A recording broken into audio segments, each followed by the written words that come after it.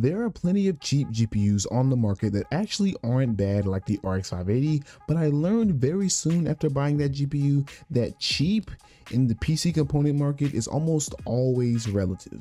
Now, when I say relative, I mean that you may see a GPU that's selling for $200 and see people saying that it is cheap and budget. And for the longest time, I thought that they were crazy. $200 is not cheap.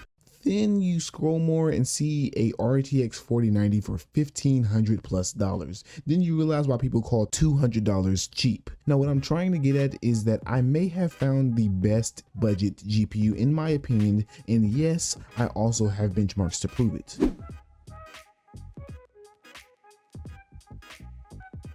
Now, the GPU I'm talking about is the RX 6600. This GPU was actually released 3 years ago, meaning that it is fairly new. It was released with 1,792 cores, GDDR6 memory type, a boost clock of 2,491 megahertz, a memory clock of 1,750 megahertz, and 8 gigabytes of VRAM, which is starting to become less useful by the year.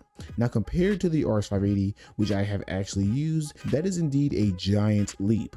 Although the RX 580 can play games, as you will see later, this GPU crushes the RX 580's performance and temperatures like it's nothing. This GPU has a TDP of 132 watts, while the RX 580 was pushing 200 watts at some times. To give you a little spoiler, the RX 580 used to sit at about 70 to 80 Celsius at most times, but the RX 6600 rarely surpasses 60 Celsius, and if it does, it would require a game that is mildly optimized. Now, before we move on, I do want to point out one issue I had. This GPU prefers PCIe 4.0.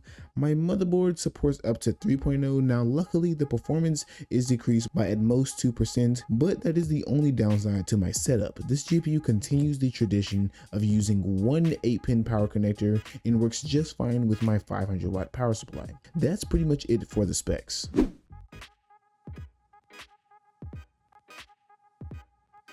Now, for the benchmarks, I unlocked the FPS, but if you are using this as your daily GPU, you should definitely disable VSync, globally lock all of your games to about 60 FPS using Riva Tuner or RTSS to get stable FPS. And I have also found a few tricks you can use to give yourself an advantage, so expect those videos in the upcoming weeks.